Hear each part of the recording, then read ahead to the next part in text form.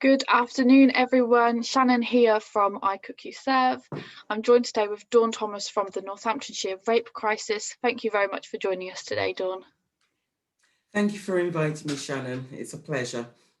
It's a pleasure to have you here. So just diving straight in, the Northamptonshire Rape Crisis is an independent charity that started in 1986, and your charity is 35 years old on Monday. So kind of congratulations for that. How does that feel? It's really interesting because actually it only dawned on me yesterday that actually on the 8th of March, we will officially be a constituted charity for 35 years. So it is our 35th birthday, which is incredible for a charity. Yes, it is incredible. So you have an all-female team providing women and girls safe spaces following abuse or assault, but you also support men and women. So I think that that's really important to kind of put out there and share with everyone.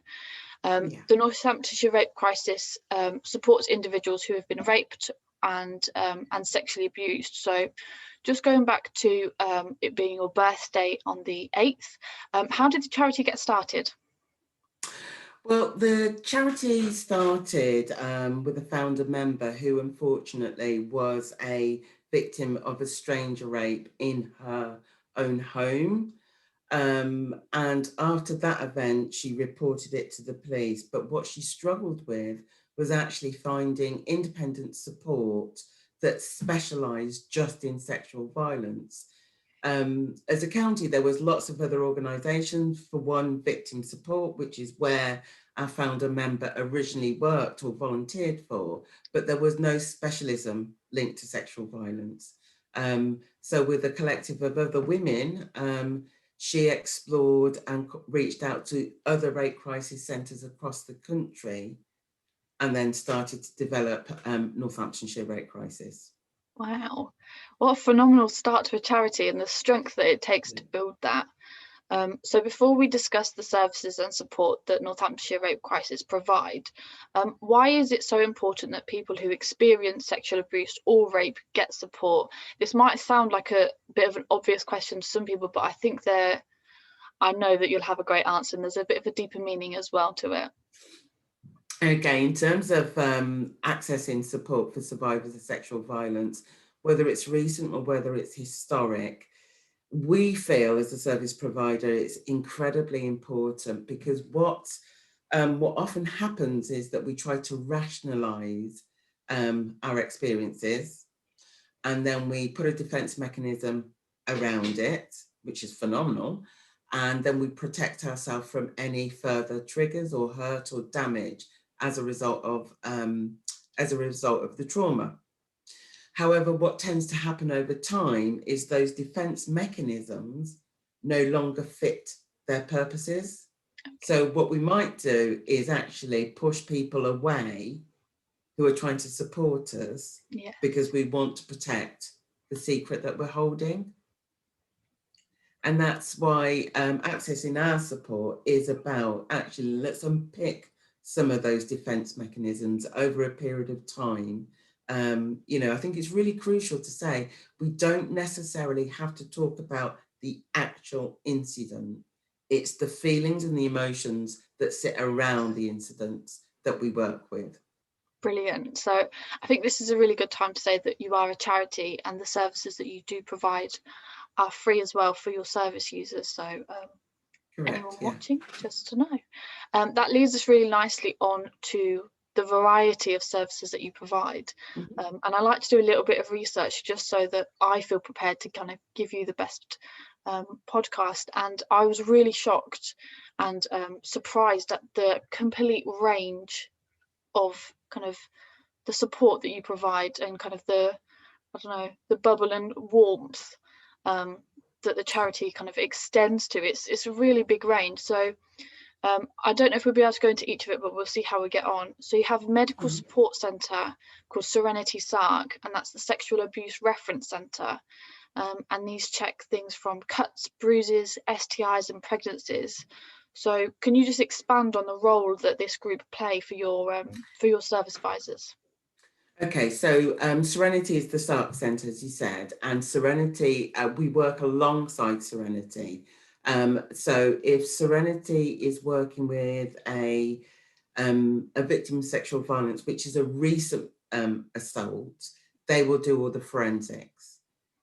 They will signpost into us to do the therapeutic support. So we have a really good working partnership with Serenity, who sits under NHS England, so they're a health provision. And then any referrals into us is around supporting that service user with counselling or emotional support. Excellent, brilliant. You also have independent sexual advisors, so tell us about the roles that these play. Okay, so abbreviated, that's an ISFA. So Leslie Ann is our ISFA, and that is about working alongside a client or a service user that is thinking about reporting. Okay. So if they're not quite sure about the mechanisms and the length of time it takes to report, is it worth reporting? Then Leslie Ann or my ISFA will work with that service user. Will have conversations with police officers up and down the county. So she has a real strong relationship with all the police within the county, and invite that police officer into our offices as opposed to the service user's home, because that's their safe space. Yes. And then she will sit with the service user along with the police officer and just explore, is there a case that they can take through to investigation? And that's what she does. Now, if there is a case, she will support them through the ABE, so achieving best evidence, through to the court process. She will be with them through the court process, through to its conclusion. And then what we're able to do is then, once Leslie Ann's finished working with that service user, then put that service user with an appropriate counsellor and then do the therapeutic side of that healing process. Brilliant. I love the amount of connections that you have in the community and to people that will, like bodies that can support your charity. I think that that's really important because it's a group effort. It's not, you're not kind of alone with this, like you have such a great community around you. So that leads us quite nicely onto the counselling. You match the counsellors to the support users' really specific needs and experiences, as well as supplying weekly counselling sessions. Your client users also keep the same counsellor. And I think that that's really important because there's the trust that's built there, etc. But we were on a Zoom call the other night, and you also said that because the relationships are so built up, if your service users wants to come back in and have a top up, or there's something that's kind of re-brought things up, that can be looked after. So tell us a bit more about that. Yeah. Okay. So we do an initial assessment with all service users that reach out to us, and we're assessing their needs. We're looking at our limitations, and once we confirm absolutely, we are able to support you through your journey, then that service user will be matched with a counsellor and their appropriate skills, as you said. Also about times, timings, because we have to think about school runs, we have to think about parents at home. So we're able to do a range of times, fortunately. So we have 3 late evenings, Monday, Wednesday and Thursday. We're open 9 till 9, Tuesday and Fridays, 9 till 5. So we offer 26 weeks. So that's the same counsellor, same time, same day. And so that's 6 months in essence to do the journey. Now, if something comes up towards the end, as has happened because of the pandemic, then we are able to extend up and offer a few more sessions if needs be. Once we finish, we do a outcome review with our clients in terms of what worked for them, how they're feeling, etc. And then often our clients end, but actually some go on to study, and during the course of studying, there may be a trigger whereby they do actually come back into us and just say, look, I'm training as a midwife, we're looking at childhood sexual abuse, and actually that's brought something up for me. And we're able to offer top-up sessions to our counsellors. sorry, to our clients. So once they end, they absolutely can come back to us at a later date should something have come up and they just want to unpick it. I think that's really important. I don't know if that's kind of common thing with charities, but I think for the people that you're supporting, that is incredibly personal. And I like how you tailor it to people's times as well. There's it's a personal touch, really, isn't it? Yeah. So as well as all the other services that you provide, you also have a selection of groups that you work with as well. So you've got a mindfulness group, a singing group, and an enlightenment group. And as I was reading through this, everything has a goal, and everything is to kind of empower the women, to help people develop coping strategies, prevent self-destructive behaviour, as you mentioned earlier. And there was one phrase that I really liked, and it says, to provide a place where women can support each other to cope, recover and thrive. And I think there's such power in that statement as well. So tell us a little bit more about the roles of your groups. Okay, one of the groups that we haven't been able to run for a long time is the singing group, which I absolutely loved. I don't sing, I can't sing, but actually the harmonies that came from the room full of women singing was absolutely phenomenal. And wow, the smiles and the chatter that, you know, as they were leaving and sort of communicating with each other was phenomenal. And we're desperately hoping to be able to be in the same space and continue that work. Mindfulness is another one, which, we have done up until the pandemic, which again is a group of women coming together over 8 weeks to be present. And being present, they were present for each other as well. And they built an incredible bond. And again, as they left the building, it was just phenomenal to see the smiles and hear their laughter, because there was a connection in that space. So we are incredibly disappointed that we haven't been able to sort of translate that online, because it is about everybody being together in the safe space. But we will hopefully in 2021. absolutely. Well, it was a pleasure to see on your website. So I would encourage anyone, whether you have experienced sexual abuse or rape, or just out of curiosity, I learned so much looking through your website. So thank you for the learning, thank you for the education. Another service that you provide, which is quite expansive, is the rights of the victim and the legal process. And this covers the witness service, dealing with the press, which is something that I hadn't even thought would come into play, but naturally it does.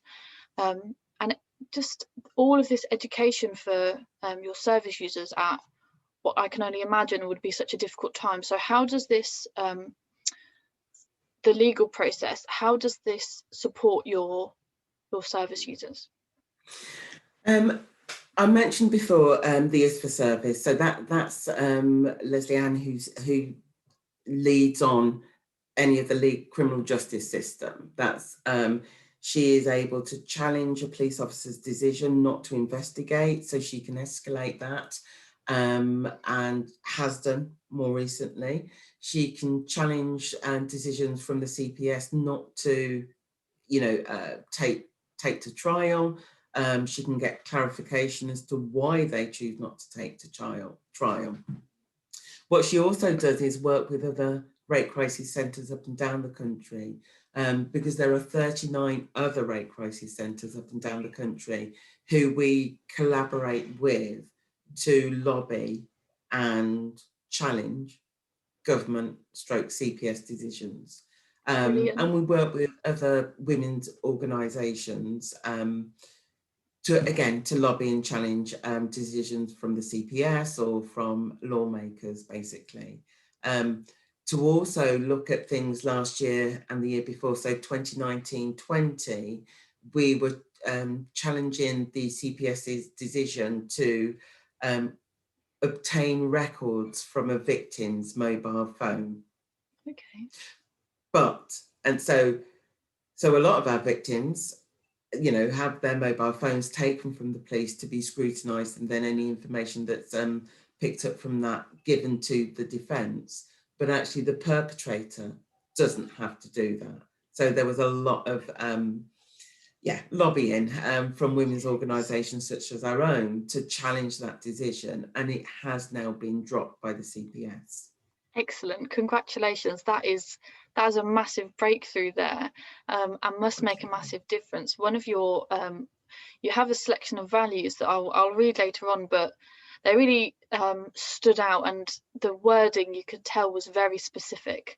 And the first one is to believe what survivors of sexual abuse tell us, and the second one is to be non-judgmental.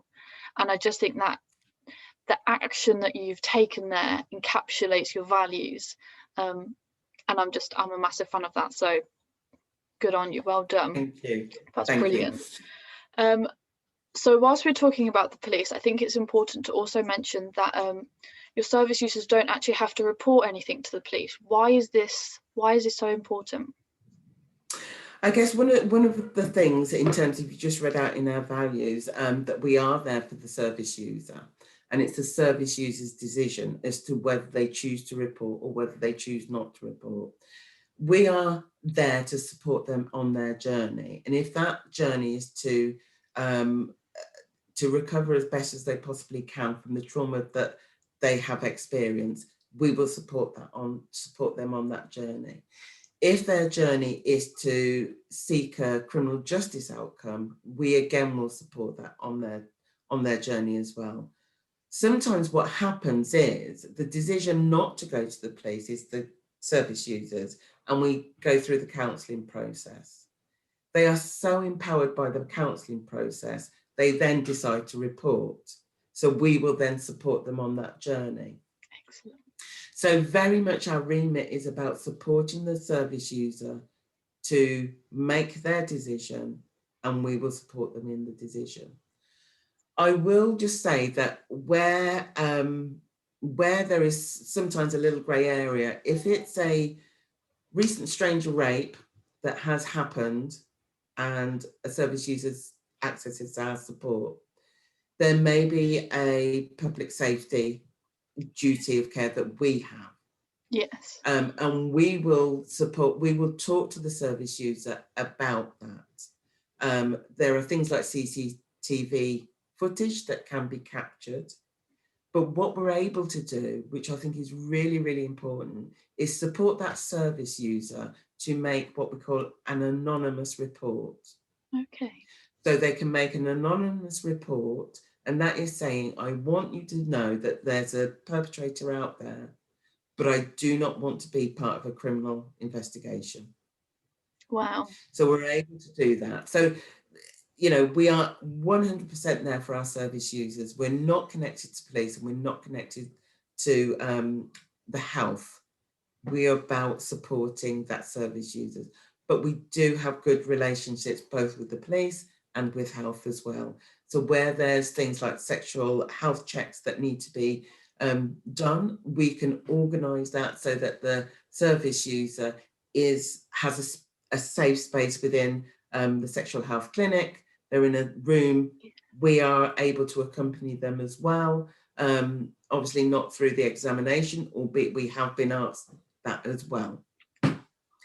So we're quite nuanced, and we have to bend and change to our service users, which we are quite adept at doing. Brilliant, I love that. So this there's a lot of difficulty in conversations around rape and sexual abuse. So thank you for all the clarity that you've kind of brought to the conversation today.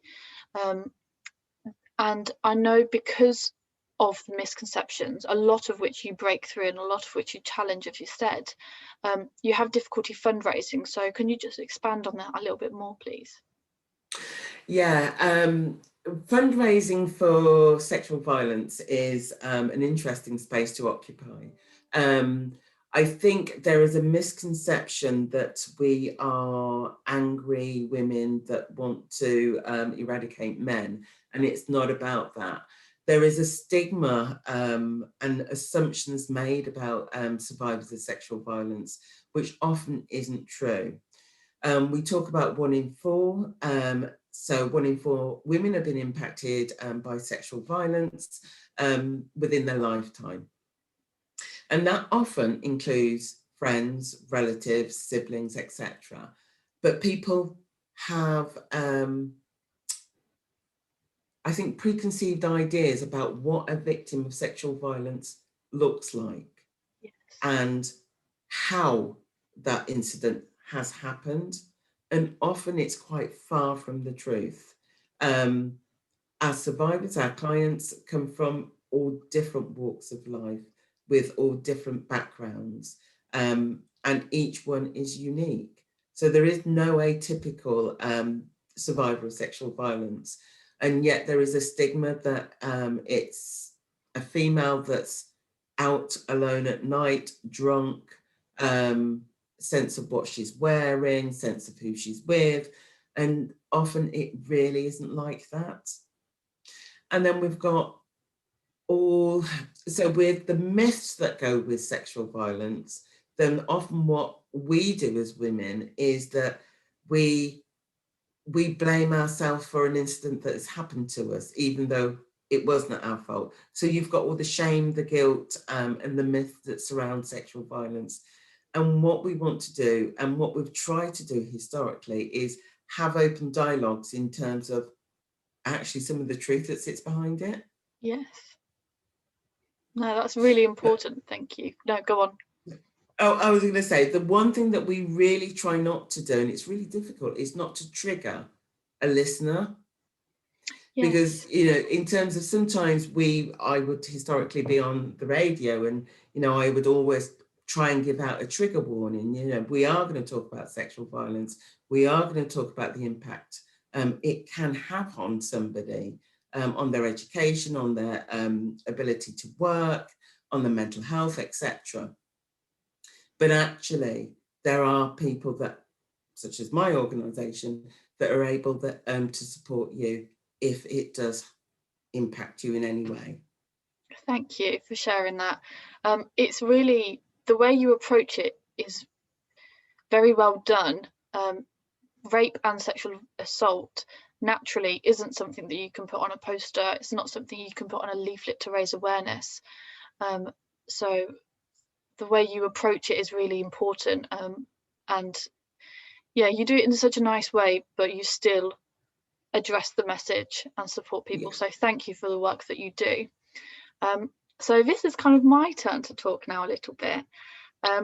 I am a part of a group of women who have come together for International Women's Day, which is on the 8th of March, which just happens to be Northamptonshire Rape Crisis's birthday. And we are fundraising for you. So we've got we've done a few different things. So we've got this podcast going out. We've got Hannah Brady putting together a song, and we've all come together and sang on it. As you mentioned earlier, you're not much of a singer, neither am I. I think some members of the group were quite horrified and shocked to hear themselves singing along. But it's all for an amazing cause because of the amazing work that you do. So thank you for the opportunity to support you and all of the really phenomenal work that you do. So I'm going to pop a link to our Just Giving page below. So if anybody would like to support us and donate, that would be greatly appreciated. And then if in the future anyone would like to support and fundraise for you, how can they do that, Dawn? They can, hopefully within the link there will be some contact numbers or our website. Yep. But anybody who wants to reach out to us, you can contact on our office line, which is 01604 250 721. Brilliant. And Shannon, can I just say thank you to all those 15 business women for actually choosing us. And one of the hashtags is choose to challenge. Yeah. And actually, it's been phenomenal. It really has. You 15 women have been able to raise awareness about us as an organisation in a way that we haven't been able to do for 35 years. So a massive thank you to all of you, because you've been phenomenal. and you work at such great pace, which is quite scary actually, but it has been phenomenal. So thank you all. You're very welcome. We are just getting started. So yeah, I'm looking forward to the results and kind of seeing what happens from here. I'll be looking forward to the final figure as well that we can raise for you. It's they say, don't they, that every time a small business owner gets an order in, or like a service brought or a product brought, they do a little dance. Well, as you know, we've got a group chat. You're in the group chat. And every time someone donates, the chat just explodes, because we are all we've all really brought into the charity. We're also deeply we feel really involved in it, because you've been so open about the processes of your service users, and just everything around that. So yes, if you can donate, please do. The link is in the comments description. It will be very accessible. I'll also put the LinkedIn links if anyone would like to find us women on LinkedIn, and you can get all of our podcasts, the song that's being put together. Although there have been some jokes that people would pay not to listen to us singing, but I can guarantee that Hannah's done an amazing job. So it will all come together somehow. She's very talented. So yes, shout out to Hannah Brady. Thank you very much. So yeah, honestly, just discussing fundraising for you and the work we've done just brings a smile to my face. So it's been brilliant. It's been such a pleasure. Like I can't say it enough, and I can't find enough different words to explain. The impact of COVID on your charity has been huge. Like you said, with the groups, some of those haven't been able to come online. But what I'd like to hear about is the impact it's had on your support users, and kind of what you're expecting after COVID, and just a little bit more about that, if you don't mind. Okay, well, we were incredibly fortunate to already be delivering a small number of support sessions online pre-COVID. And what happened within days of the announcement is that we went from 5 online counselling rooms to 31. So literally overnight. And we didn't miss a beat, to be quite honest. So clients that were in on the Thursday evening, the following Thursday, they had transitioned over to online. So we were incredibly lucky, and it worked better than we thought it would.